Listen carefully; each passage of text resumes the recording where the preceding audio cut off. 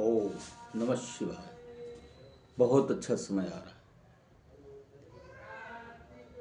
हम सब प्रयास करें अच्छे रास्ते पर चलने का। ये गोल्डन पीरियड है। कलयुग जा रहा है और सतयुग आ रहा है।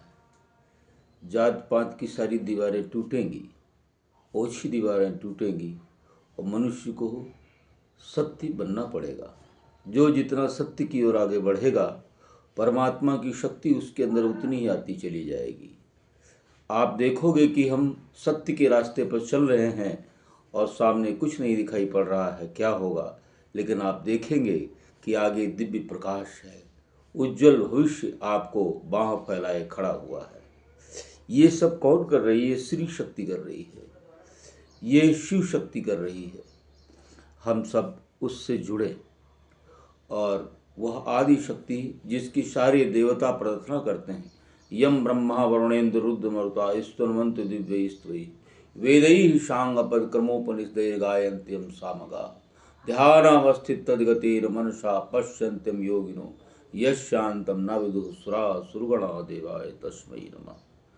सारे देवी देवता ऋषि मुनि जिसकी वंदना करते हैं, वो कौन है? वो श्री शक्ति है, आदि शक्ति है, दुर्गा है, महासरस्वती, महालक्ष्मी, महाकाली है। ये कोई देवी नहीं है, ये सूक्ष्म जगत में अनंत में विद्यमान है।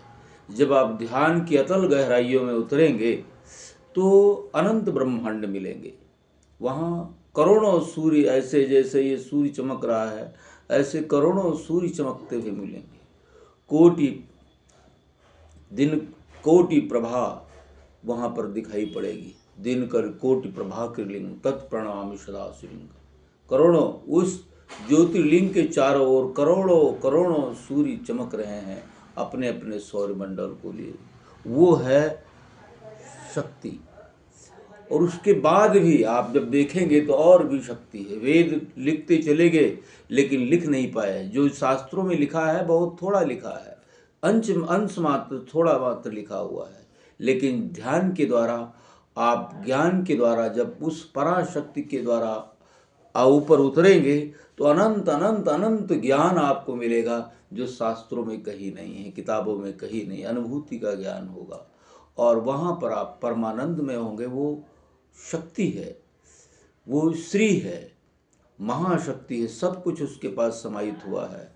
और जब इस शरीर में आप लौटेंगे ध्यान के बाद, तो आप देखेंगे धीरे धीरे आपके चारों ओर वही सब कुछ जो आपके अंदर पुण्य के रूप में प्रकट हुआ है वो फैलता चला जाएगा, ऐश्वर्य के रूप में मिलता चला जाएगा। लेकिन ये धरती पर आपको तमाम स्त्रियां दिखाई देंगी, तमाम सौंदर्य दिखाई पड़ रहा है, वैभव दिखाई पड़ रहा है। ये तो एक किंचित मात्र है। वो जो परम सौंदर्य है उसी से सारा ये सब निकला हुआ है।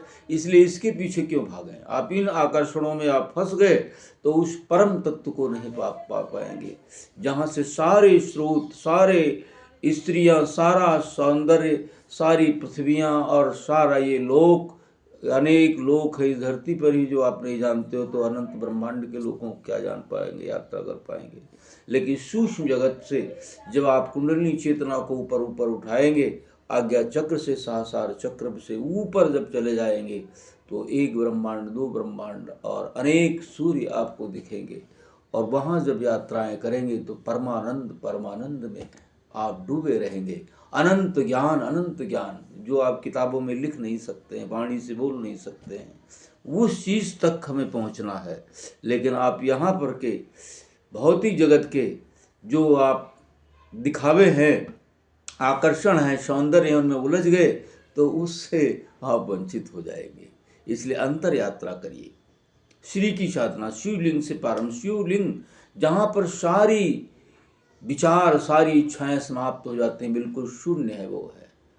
और उसी के चारों ओर इस करोड़ों करोड़ों सूर्य है। दिनकर कोटि प्रभाकर प्रभाषित लिंगम तत्प्रणामि सदा शिवलिंगम। सारे कामों को काम दहम करुणा कर लिंगम। उस शिवलिंग का, उस शून्य तत्व का ध्यान करें और ये आपको माँ ले जाएगी। माँ कौन है? जगदम्बा, दुर्गा। ऐम ह्रीम क्लीम चामुंडाय विच्चाय नमः। वो सारे आपके बंधनों को काट कर शिव तत्व से मिलाएगी और शक्ति स्वयं आपके अंदर भरकर आपको शिव बना देगी। आप स्वयं शिव बन जाएंगे। तो शिव की ओर बढ़ें, सत्य की ओर बढ़ें, बंधन मुक्त की ओर बढ़ें और समय बड़ा अच्छा आने वाला है। ये धरती पर तमाम ऐसी जो घटनाक्रम घट रहे हैं, ये एक उज्जवल भविष्य के निर्माण की तैयारी कर रहे हैं। इसलिए मानवता का तो भविष्य उज्जवल है, लेकिन जो गलत करेगा वो गलत होता चला जाएगा, जो अच्छा करेगा अच्छा बनता चला जाएगा। सत्प्रवृत्तियाँ दो और दुष्प्रवृत्तियाँ दो हैं, जिसको आप खाद पानी डालोगे वो हरा हो जाएगा। ये कर्म फल के लिए हम स्वतंत्र हैं।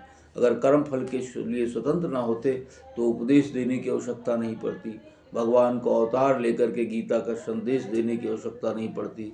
तो कर्म, हम सब मनुष्य हैं, परमात्मा के अंश है, कर्म करें। वो परम पिता परमात्मा, हम सब उसके पुत्र हैं।